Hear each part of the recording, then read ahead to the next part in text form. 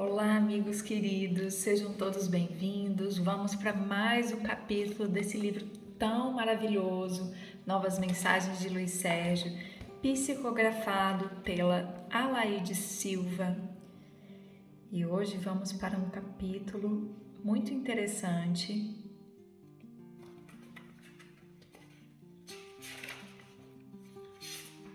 que se chama A Ambição. E vamos começar. Andei deveras atarefado, e a razão do meu afastamento temporário é que estive estudando bastante.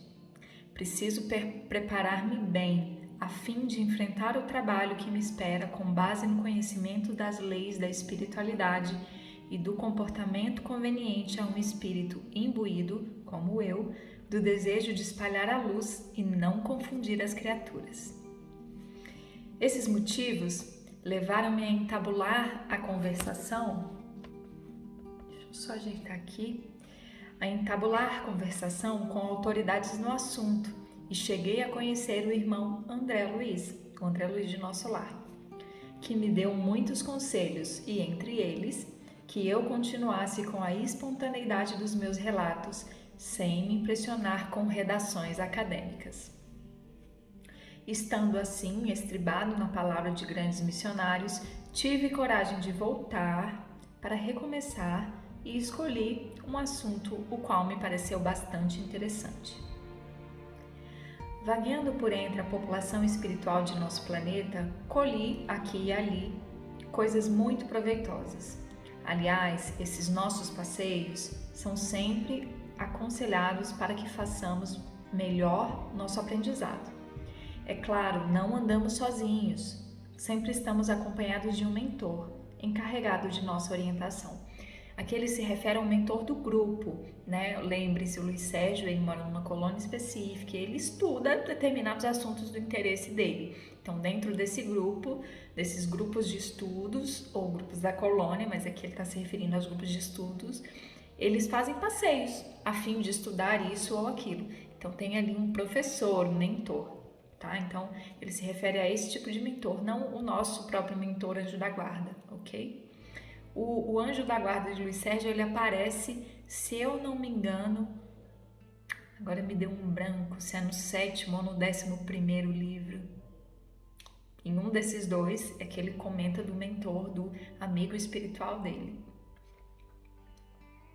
Assim, atravessamos um lugar árido, sem uma planta sequer, porque ao nascer qualquer folhinha era logo devorada pelos espíritos ali agrupados na maior miséria moral. Logo em seguida ele já começa a falar de um passeio aqui que eles fizeram, tá? Vou voltar nesse trechinho. Assim, atravessamos um lugar árido, sem uma planta sequer, porque ao nascer de qualquer folhinha, logo era devorada pelos espíritos ali agrupados na maior miséria moral, ávidos por qualquer coisa que se movesse ou por qualquer objeto que aparecesse ao seu alcance. Como experiência, nosso mentor fez aparecer entre eles um pequeno disco mental brilhante, disputado imediatamente de forma animalesca. O mais destro o apanhou e se mostrou satisfeito por tê-lo conseguido. Demonstrava cupidez e acredito que ele confundiu o pequeno disco com as moedas que constituem o dinheiro usado entre os encarnados. Algumas criaturas disputavam os trapos em que se envolviam, dando a impressão de que queriam arrancar umas das outras suas rotas vestimentas. E essa disputa pareceu-me interminável. Quem seriam? Essa indagação permaneceu comigo, porém, para não parecer curioso demais, nada disse. Nosso mentor, após termos atravessado o local sem sermos notados, porque os irmãos só se interessavam pela posse de poucos bens que possuíam, deu-nos uma explicação. As pessoas aqui, salvo raríssimas exceções, continuam sua luta em busca dos interesses que as nortearam quando encarnadas. Aquele que sempre buscou os bens materiais continua a disputa até entender que a vida espiritual dispensa certos pertences que lhe faziam falta quando encarnados. Esses irmãos que deixamos para trás sabem que desencarnaram, entretanto, despreparados, ainda sofrem as fortes impressões trazidas para o plano espiritual. Continuaram a luta pela conquista dos objetos e dos valores pelos quais lutaram na vida terrena. Olha que coisa mais triste. Então a gente sempre, às vezes a gente pensa, morreu, chegou lá, tomou consciência, evoluiu, se desliga dos bens materiais, do dinheiro. Vejam que não é bem assim. Tampouco isso gera só processos obsessivos, nos encarnados. Vejam que a situação, a condição espiritual dessas pessoas é horrível, Vivem em um lugar árido, sabem que morreram e continuam ainda em busca de questões materiais, Disputando ali de forma animalesca uma projeção mental que parecia uma moeda. Olha que tristeza. Vamos continuar. Não foram ricos. Deu-lhes a misericórdia divina a prova de sofrerem necessidades do essencial, para que aprendessem o valor dos bens terrenos quando cedidos e a grande responsabilidade de possuí-los. Estavam agrupados em misérrimas condições, como favelados, nos arredores de grande cidade, e desencarnaram numa epidemia que graçou entre eles devido à precária higiene e à falta de tratamento médico. Vendo-os disputando o pouco que ainda julgam possuir, difícil nos torna perceber se já conseguiram avaliar a necessidade e suas consequências. Porém, nunca se voltaram para Deus rogando auxílio. Ao contrário, sempre blasfemaram, acusando a divindade de injusta. Embora tenham verificado não lhe ser possível trasladar para outra vibração de vida algo que possuíam, ainda assim valorizam em excesso o que puderam criar para si, sem se aperceberem da vida que se agita em volta deles e das oportunidades colocadas ao seu alcance. Se esquecessem da ambição desmedida e volvessem sua mente em oração ao Pai. Pois bem, disse-nos ainda o mentor que, enquanto eles não conseguirem divisar-nos, nada poderemos fazer em prol desses espíritos.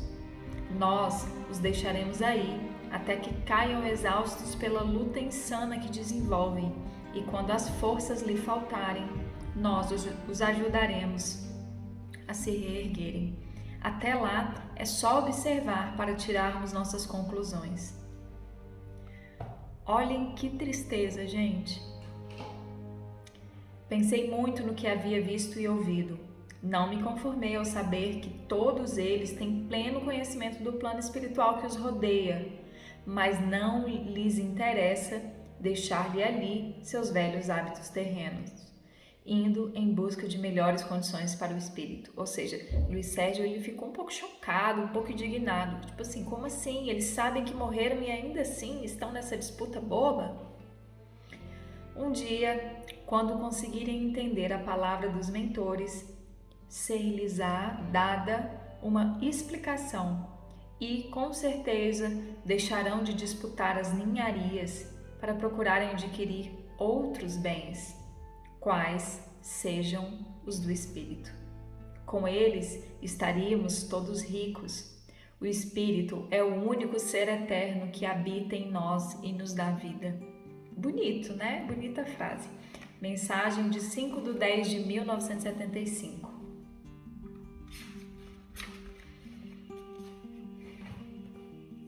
E vamos para o próximo capítulo, que se chama Os Representantes da Bondade Divina. Deixa eu só beber uma aguinha aqui. E vamos continuar.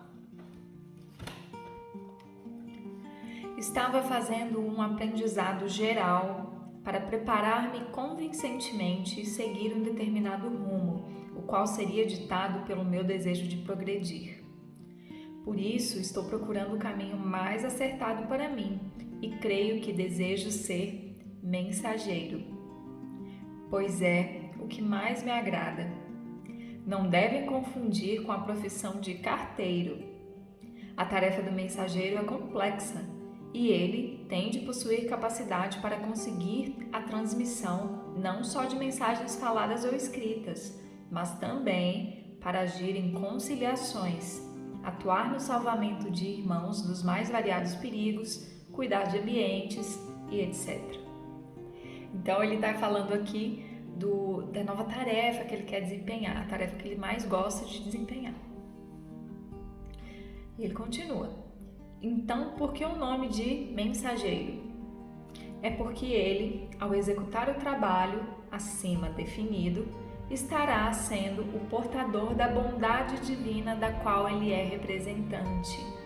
Aí ele colocou entre parênteses, ou tenta ser.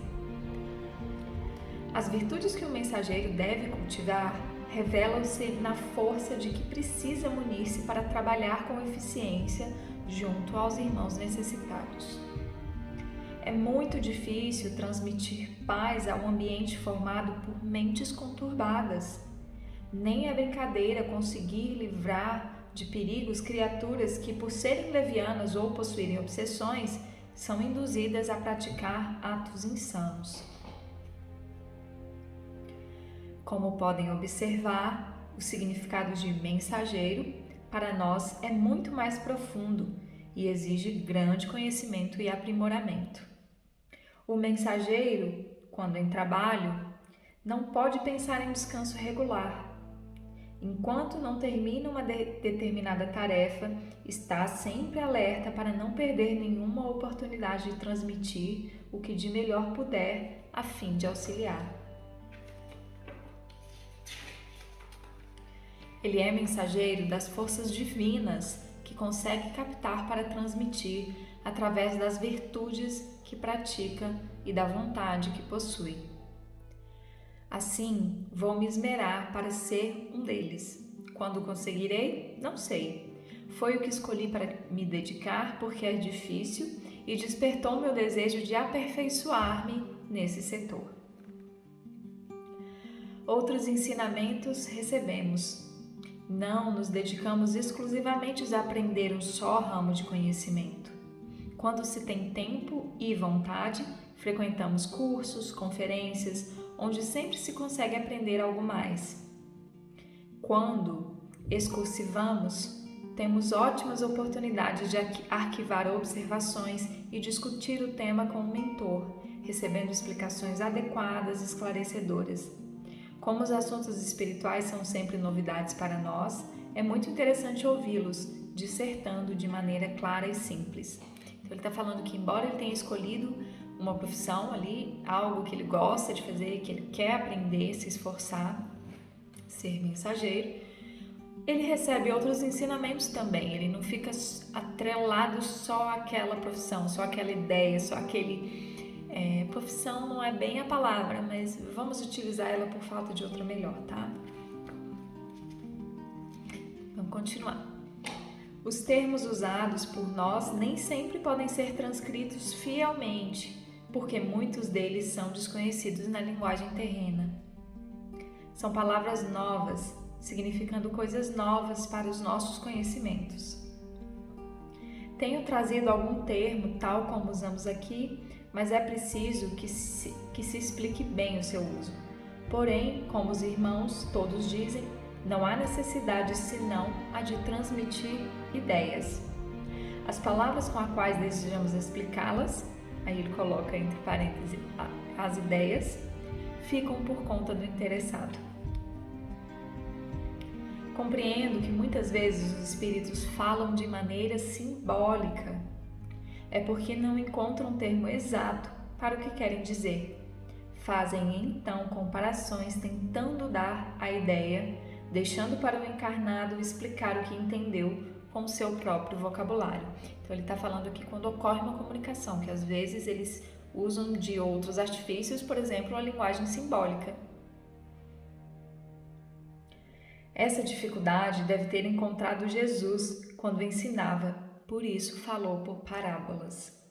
Olha que pensamento legal, né?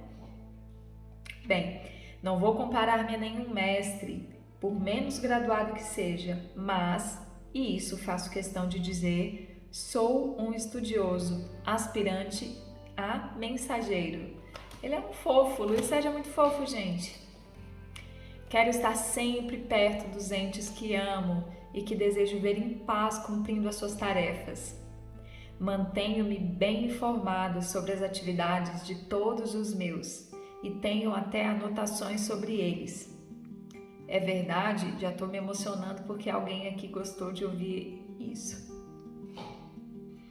É verdade que ainda não sei como ajudá-los, nem mesmo quando devo ajudar. Assim sendo, confio ao meu mentor as minhas apreensões, sempre que me sinto inquieto quanto ao futuro deles. Isto é, quanto às atitudes que tomam ou irão tomar perante as ocorrências habituais da vida do encarnado. Nos arquivos de cada ser consta uma série de anotações conhecidas só por eles mesmos e, em geral, o que ocorre com as pessoas depende muito do que está arquivado em seu espírito.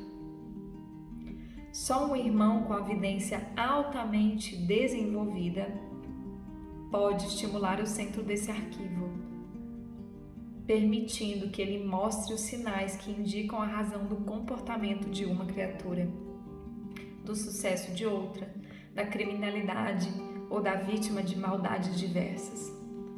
A própria leitura desse arquivo é feita por sinais simbólicos que precisam ser traduzidos de forma bem inteligível, de modo a poder ser entendida por um leigo. Nem sempre se consegue a tradução perfeita e às vezes nos enganamos, mas são ossos do ofício. Então ele comenta aqui que no arquivo de cada ser, ou seja, dentro de nossa consciência, porque são anotações feitas por nós mesmos, lembrem-se, a nossa consciência nunca morre, ela nos acompanha ao longo de nossa existência, de nossas encarnações. Então ali está arquivado tudo sobre nós desde o princípio, desde a nossa criação e porque este ou aquele comportamento. É isso que Luiz Sérgio quer dizer. Eu vou ler de novo esse trechinho final para que vocês compreendam e pensem um pouquinho nisso.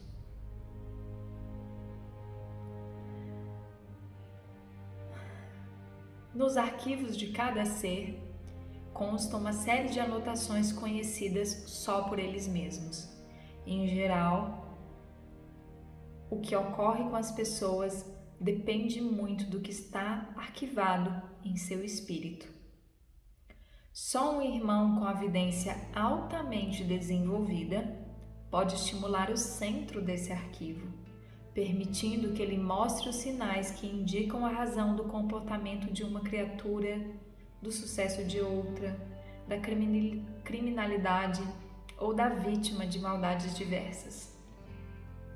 A própria leitura desse arquivo é feita por sinais simbólicos que precisam ser traduzidos de forma bem inteligível, de modo a poder ser entendida por um leigo.